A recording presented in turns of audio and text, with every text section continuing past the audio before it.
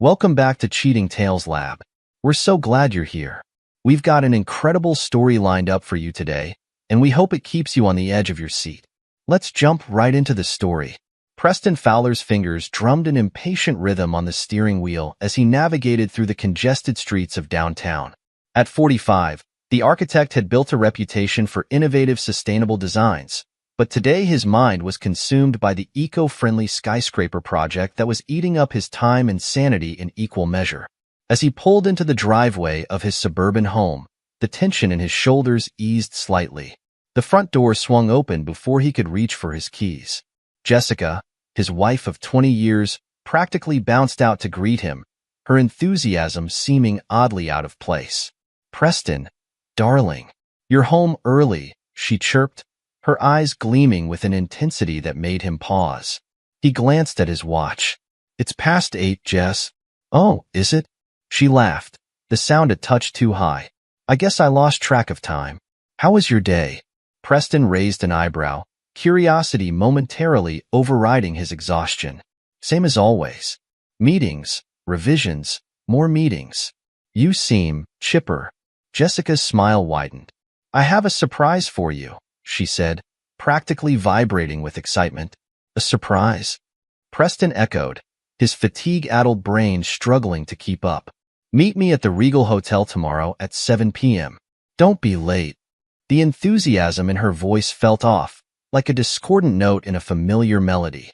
But Preston, his mind still half occupied with work concerns, simply nodded. "All right," he said, stepping past her into the house. "I'll be there. Now, if you don't mind, I need a shower." As the hot water pounded against his back, Preston's thoughts drifted. Their marriage had been distant lately, true. The passion that once burned between them had cooled to embers. But he'd been working hard, building a future for them both. Surely Jessica understood that? He stepped out of the shower, wrapping a towel around his waist. Jessica was nowhere to be seen. Probably already asleep, he thought. Or pretending to be. He sighed, the weight of unspoken words hanging heavy in the air. The next evening, Preston arrived at the Regal Hotel precisely at 7 p.m., a bouquet of roses in hand.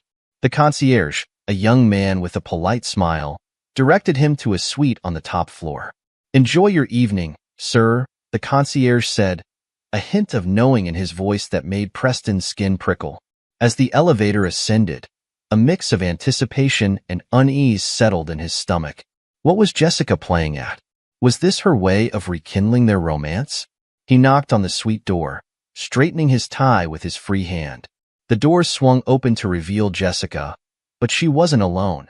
A man Preston had never seen before stood behind her, a smug grin plastered across his face. "Hello, Preston," Jessica said, her voice devoid of warmth. "You're right on time. Always so dependable." Preston's eyes darted between Jessica and the stranger. "What's going on here, Jess?" Jessica's lips curled into a cruel smile. "Meet Antonio, my high school sweetheart." "Your surprise is this. I'm leaving you." Preston stood frozen, his mind refusing to process the words. Antonio sauntered forward, draping his arm around Jessica's waist. "Thanks for keeping her warm for me, chump," Antonio sneered, his eyes gleaming with malicious glee. Jessica's eyes, once warm and loving, now held only cold contempt. She tossed an envelope at Preston's feet. "Divorce papers. I've already transferred your retirement funds to my account." She paused, savoring the shock on Preston's face. "Oh, and here's a one-way ticket to Alaska. Why don't you go cool off?" The roses slipped from Preston's grasp, scattering across the plush hotel carpet. He stared at the fallen flowers, his mind reeling. "You can't be serious," he said, his voice barely above a whisper. Antonio laughed, the sound grating on Preston's nerves. "Oh, she's dead serious, buddy. You snooze, you lose." Preston's shock began to give way to anger. He took a step forward, his fists clenching at his sides. "You think you can just throw away 20 years of marriage? For this high school fling?" Jessica's eyes narrowed. "Watch it, Preston. Don't make a scene. It's over. Accept it and move on." "Move on?" Preston's voice rose. "You've stolen my money, my future, And you expect me to just move on? Antonio stepped between them, his chest puffed out. You heard the lady. It's over. Now why don't you take that ticket and disappear? Before things get unpleasant. Preston's eyes locked with Jessica's. For a moment, he searched for any sign of the woman he'd loved for 2 decades. He found nothing but cold indifference. You'll regret this, he said, his voice low and steady. Both of you. He turned on his heel and walked out, leaving the roses scattered on the floor behind him. Days blurred together as Preston grappled with the betrayal. He found himself sitting in his lawyer's office, the tasteful decor a stark contrast to the chaos in his mind. Cameron Schneider, a sharp-eyed attorney with a reputation for ruthlessness in divorce cases, reviewed the situation. Preston, I've got good news and bad news, Cameron said, leaning back in his leather chair. The good news is, the transfer of your retirement funds was illegal. We can sue for fraud. Preston leaned forward, a glimmer of hope in his eyes. And the bad news? Cameron's expression turned grim. Jessica's filed for divorce, citing irreconcilable differences. She's moving fast, trying to get ahead of us. Preston's jaw clenched, his eyes hardening. She's the one with differences, like preferring her high school fling to her husband of 2 decades. I understand you're angry, Preston, Cameron said, his tone measured. But we need to approach this strategically. Emotion won't win this battle. Preston nodded, forcing himself to take a deep breath. You're right. What's our next move? Cameron pulled out a file, spreading documents across his desk. We counterfile, citing adultery. It won't stop the divorce, but it could affect the division of assets. Do it, Preston said without hesitation. Cameron nodded, then hesitated. There's more. Jessica's visa is tied to your marriage. If we report the fraud, it'll be canceled. A glimmer of resolve sparked in Preston's eyes. He leaned forward, his voice low and determined. Do it. And Cameron? I want everything we can legally throw at them. Cameron's lips curled into a predatory smile. Consider it done. We'll hit them so hard they won't know what hit them. As Preston stood to leave, Cameron called out, Preston, one more thing. Don't contact Jessica or that Antonio character. Let them think you're licking your wounds. The element of surprise will be our best weapon. Preston nodded, a smile spreading across his face. Don't worry, Cameron. I've got no interest in talking to either of them. But they'll hear from me soon enough. Preston threw himself into his work, channeling his pain and anger into the skyscraper project. His colleagues noticed the change, the increased intensity in his eyes, the longer hours he put in, but no one dared to mention it. Late one evening, as he was leaving the office, a conversation between 2 junior architects caught his attention. Did you hear about that international competition? One of them asked, excitement evident in his voice. Yeah, the Sustainable City Project, right? The other replied. The prize is huge. Preston slowed his pace, listening intently. But there's a catch, the first one continued. You need to work with a partner from a developing country. Seriously? That's going to make things complicated. Preston paused, an idea forming. He turned back, startling the 2 younger men. Tell me more about this competition, he said, his tone brooking no argument. 20 minutes later, Preston was back at his desk, furiously researching. Hours ticked by as he scoured the internet, looking for the perfect partner. As dawn broke, casting long shadows across his office, he stumbled upon a promising lead. A talented but unknown architect in Jessica's home country. A smile spread across Preston's face. 2 birds, 1 stone, he muttered, reaching for his phone to make travel arrangements. As he booked his flight, Preston's mind raced with possibilities.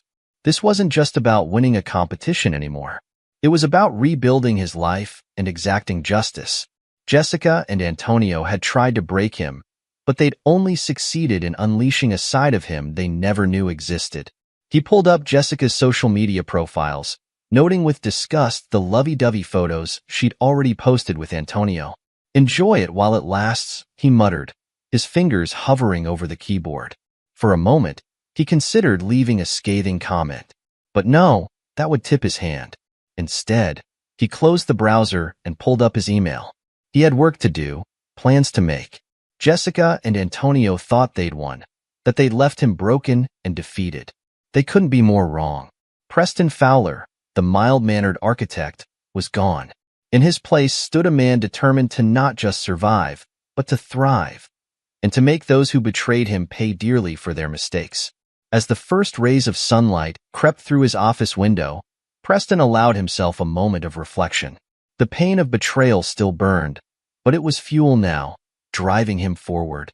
He trusted too easily, loved too blindly. Never again. He picked up the phone, dialing Cameron's number. It was early, but he knew his lawyer would be up. "Cameron? It's Preston. I need you to do something for me." The stale air of the airplane cabin did little to clear Preston's head as he touched down in Jessica's home country. The 14-hour flight had given him ample time to stew in his anger, to plot his next moves. As he stepped off the plane, he straightened his tie and set his jaw. This wasn't just a business trip. This was war. Preston's contact, a local architect named Maureen, was waiting for him at the arrival's gate. She was younger than he expected, probably in her early 30s, with sharp eyes that seemed to take in everything at once. "Mr. Fowler?" she asked, extending her hand. Her grip was firm, professional. Preston nodded, shaking her hand. "Call me Preston. Thank you for meeting me on such short notice, Maureen." They made their way to a nearby cafe, the bustle of the airport fading into background noise. As they sat down with their coffees, Maureen got straight to the point. "Your email was intriguing," she said, her eyes studying Preston's face. "But I have to ask, why me? You're already successful. You could partner with anyone for this competition."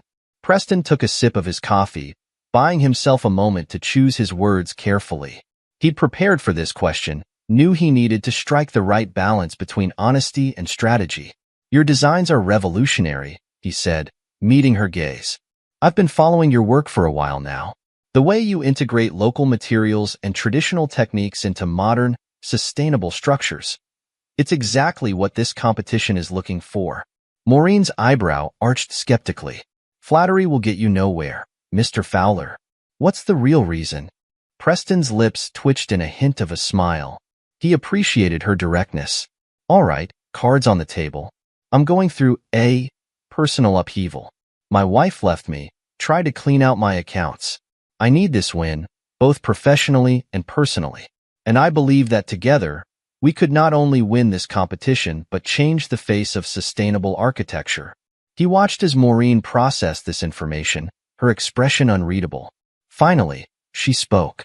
"And what do I get out of this, besides a chance at a prize that's not guaranteed?" "Exposure," Preston said without hesitation. "Win or lose, you'll be working with one of the top firms in sustainable design. It's a foot in the door of an industry that, let's face it, isn't always welcoming to women, especially in this part of the world." Maureen's eyes narrowed, but Preston could see the spark of interest there. "You've done your homework," she said. Preston nodded. "I believe in being prepared. So, what do you say? Partners?" Maureen was silent for a long moment, her fingers tapping a rhythmless beat on the table. Finally, she extended her hand. "Partners," she said. "But I warn you, Mr. Fowler, I don't tolerate being used or manipulated. If I sense any funny business, I'm out. Understood?" Preston shook her hand, a genuine smile crossing his face for the first time in weeks. "Understood. And please, it's Preston. We're partners now, after all." As they left the cafe, diving into the humid air of the city, Preston felt a weight lift from his shoulders. The first piece of his plan was in place.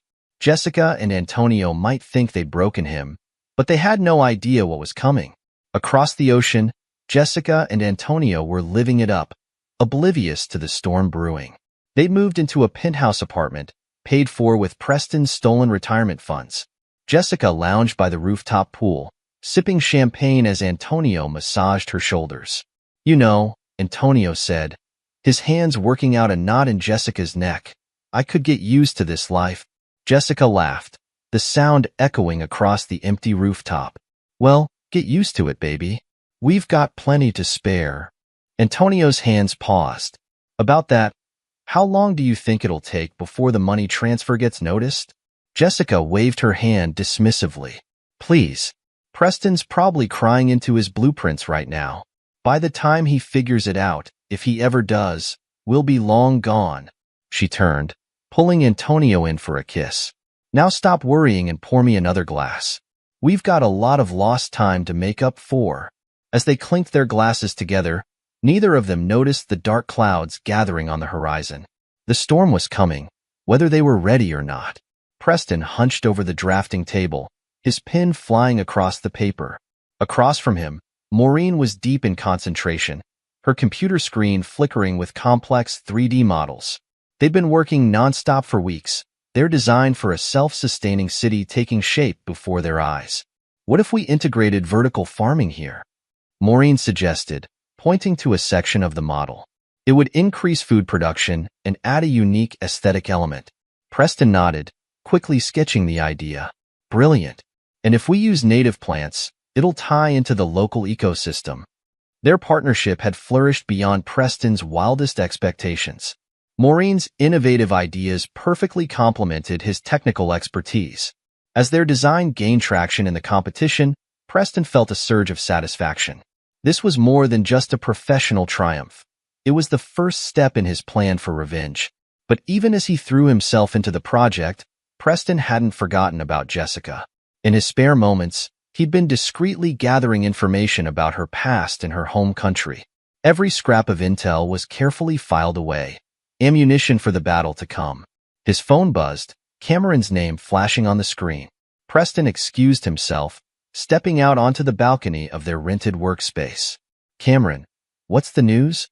His lawyer's voice crackled over the line. The fraud case is solid, Preston. We've got her dead to rights on the retirement fund transfer. But there's more. We're pushing for an annulment based on Jessica's infidelity. Preston's grip tightened on the phone. Excellent. What's the catch? I hear a but coming. Cameron sighed. But there's a complication. She's trying to claim half your business assets. Says she supported you while you built the company, so she's entitled to a share. Preston's eyes narrowed, his free hand clenching into a fist. Not for long, she's not. What are you planning, Preston? Cameron asked, a note of concern in his voice. Don't worry about it, Preston said. Just keep the legal pressure on. I'll handle the rest. He ended the call, his mind already racing. Jessica thought she could take half his company? She had another thing coming. Over the next few days, Preston initiated a series of careful maneuvers.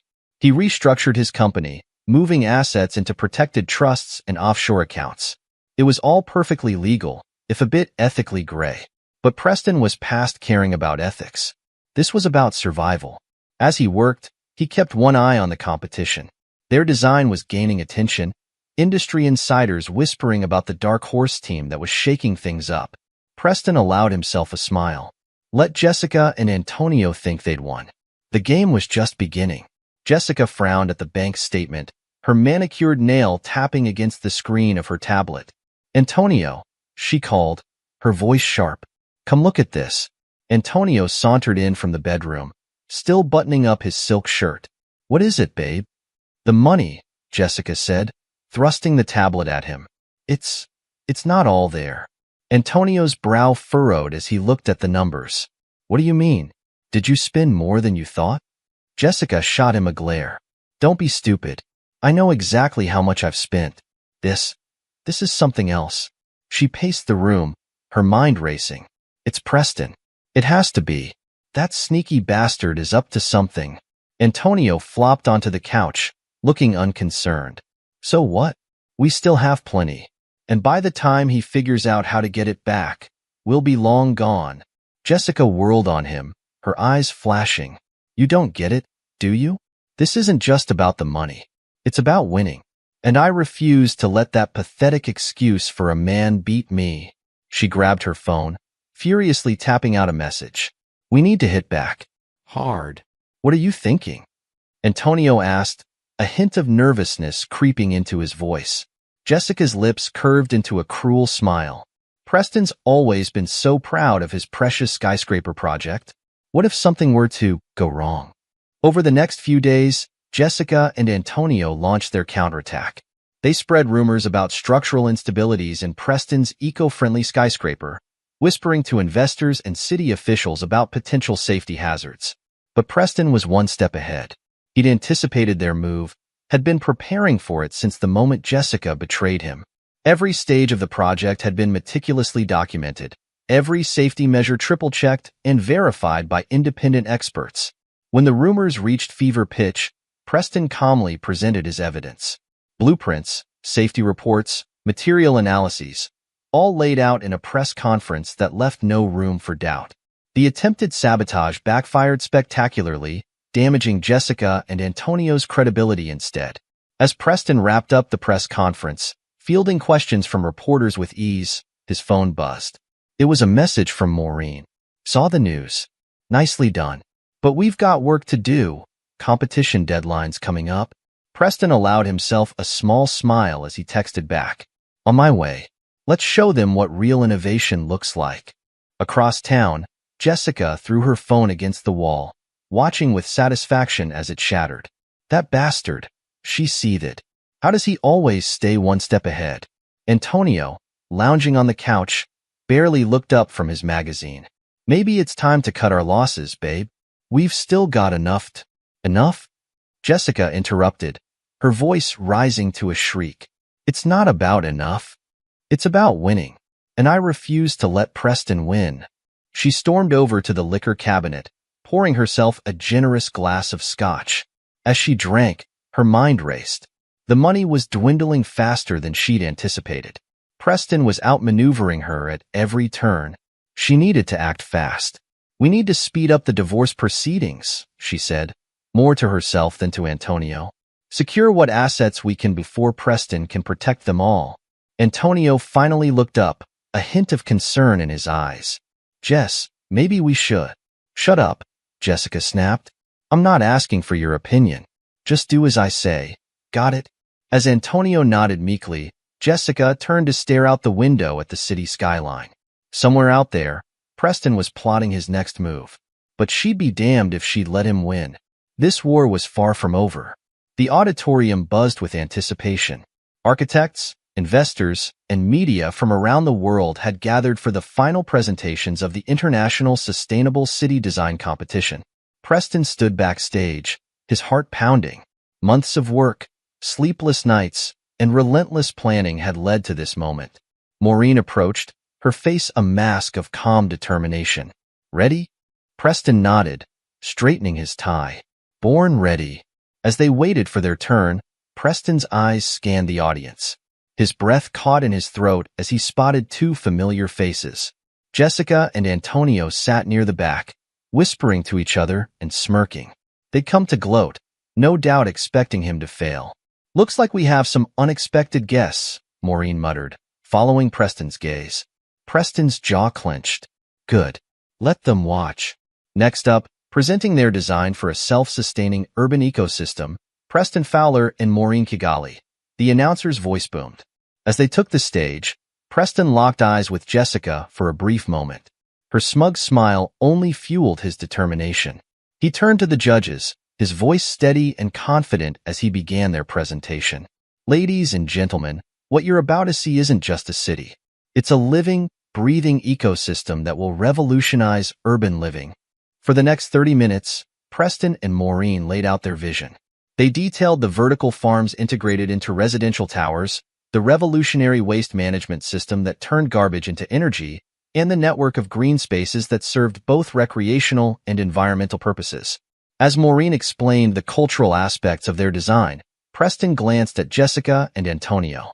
Their smiles had faded, replaced by looks of growing unease. The judges peppered them with questions, which Preston and Maureen fielded with ease. Their preparation paid off as they addressed every concern and elaborated on the finer points of their design. As they concluded, the audience erupted into applause. Preston allowed himself a small smile. They'd nailed it. Hours later, after all the presentations were complete, the judges returned to announce the winner. After careful deliberation, the head judge began. We are pleased to announce that the winner of this year's International Sustainable City Design Competition is Preston Fowler and Maureen Kigali. The auditorium exploded with cheers. Preston and Maureen embraced, both of them grinning from ear to ear. As they made their way to the stage to accept their award, Preston caught sight of Jessica and Antonio slinking towards the exit, their faces twisted with anger and disappointment. The next hour was a whirlwind of congratulations, interviews, and handshakes. Preston's phone buzzed constantly with messages from colleagues and potential clients. This win wasn't just a personal triumph, it was a game-changer for his career. As the crowd began to thin, Preston spotted Jessica making her way towards him. Her face was a mask of false cheer, but he could see the calculation in her eyes. "Preston, darling," she called, her voice sickly sweet. "Congratulations on your win. I always knew you had it in you." Preston turned to face her, his expression cold. "Save it, Jessica. We both know you came here hoping to see me fail." Jessica's smile faltered. "Now, that's not fair." "You what?" Preston interrupted. "Thought you'd swoop in and take credit? Try to weasel your way back into my life now that I'm successful again." He leaned in close, his voice low. "Let me make this clear. You're nothing to me now. Nothing but a mistake I'm in the process of erasing." Jessica's face contorted with rage. "You bastard. You think you've won? This isn't over." Preston smiled, a cold, ruthless expression that made Jessica take a step back. "Oh, it's far from over. But trust me, you won't like how it ends." He turned his back on her, rejoining Maureen and a group of investors who were eagerly discussing future projects. As he engaged in the conversation, Preston could feel Jessica's glare boring into his back. But for the first time since her betrayal, he felt nothing but satisfaction. The tables had turned, and Jessica was about to learn just how badly she'd miscalculated.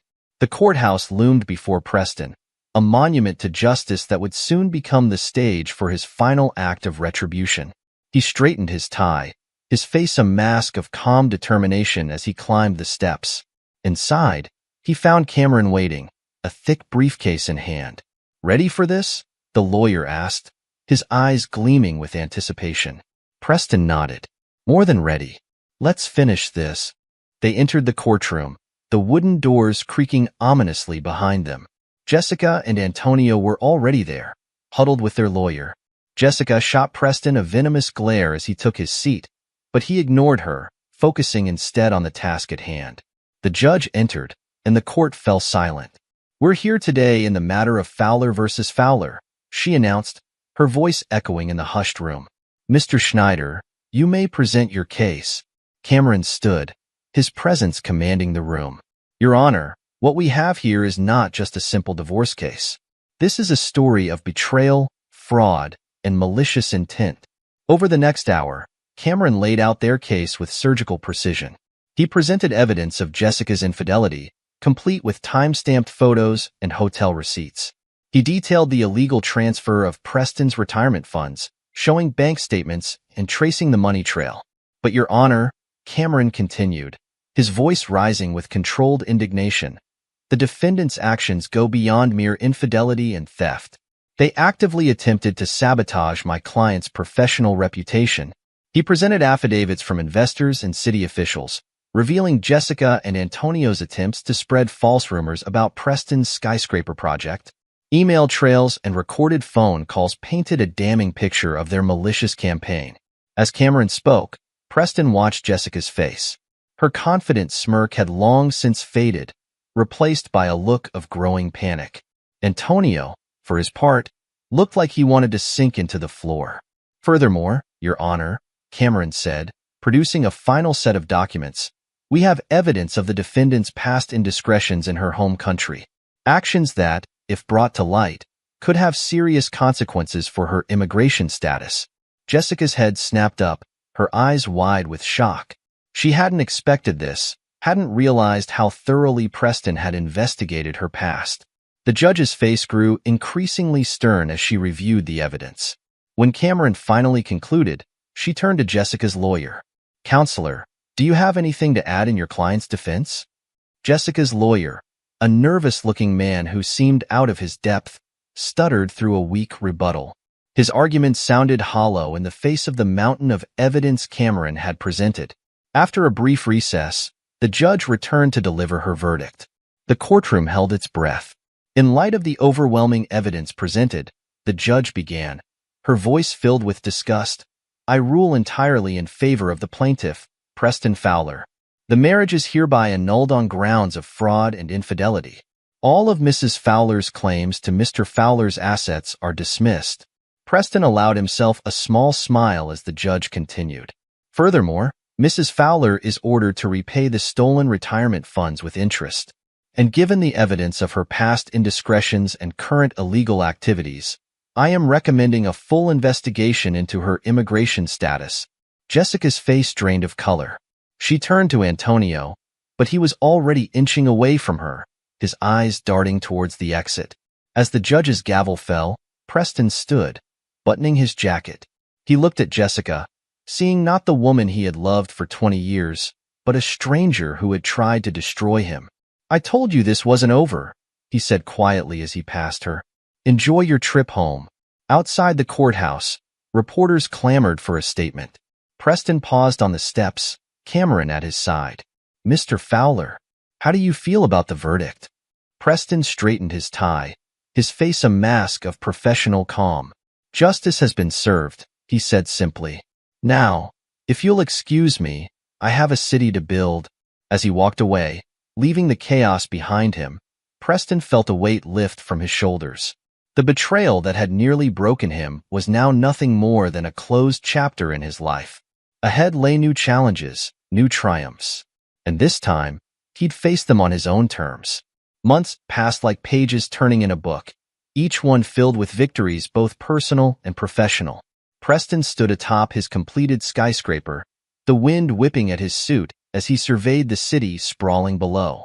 The eco-friendly building was a testament to his vision, a gleaming beacon of sustainable architecture that had already become a landmark. The door to the roof opened, and Maureen stepped out to join him. In the months since their competition win, she had become more than just a partner. She was a friend, a confidant, and a driving force in their newly formed international firm. Quite a view, Maureen said, coming to stand beside him. Hard to believe how far we've come in such a short time. Preston nodded, a small smile playing on his lips. It's been quite a journey. Maureen leaned against the railing, her eyes sparkling with barely contained excitement. I've got some news, she said. I heard through the grapevine about Jessica and Antonio. Preston raised an eyebrow, curious despite himself. Oh, they were last seen arguing at the airport, Maureen said, a hint of satisfaction in her voice. Apparently, he dumped her when the money ran out. Left her high and dry at the departure gate. Preston absorbed this information, surprised to find that he felt nothing. No satisfaction, no anger, not even pity. Just nothing. Karma, he said simply. Maureen studied his face for a moment, then nodded, seemingly satisfied with what she saw. So, she said, changing the subject, shall we discuss our next project? I've got some ideas for that renewal contract in Singapore. As they delved into the details of their upcoming work, Preston found his mind wandering. He thought about the man he had been just a year ago. Trusting, naive, blindsided by betrayal. That man was gone, replaced by someone stronger, more cautious, but also more fulfilled. The betrayal had nearly broken him, it was true. But from those broken pieces, he had built something far greater than he had ever imagined.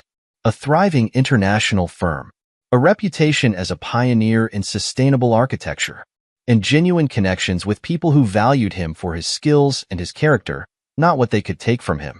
As the sun began to set, painting the sky in brilliant oranges and purples, Preston allowed himself a moment of reflection. He had not just survived, he had thrived. The city below, with its bustling streets and soaring buildings, seemed to pulse with possibility. And he was ready to shape it, one innovative design at a time. You know, he said to Maureen, interrupting her mid-sentence about solar panel efficiency, I think we're going to need a bigger office. Maureen laughed, the sound carried away by the wind. Dreaming big again. Are we? Preston smiled, a genuine, warm expression that reached his eyes. Always, he said. After all, why stop now? As they turned to head back inside, Preston cast one last look at the city skyline. The past was behind him, a closed book. Ahead lay endless possibilities, a future limited only by his imagination and will. And for the first time in a long time, Preston Fowler was excited to see what tomorrow would bring. This is where our story comes to an end. Share your thoughts in the comment section. Thanks for your time. If you enjoy the story, please subscribe to this channel. Click on the video you see on the screen, and I will see you there.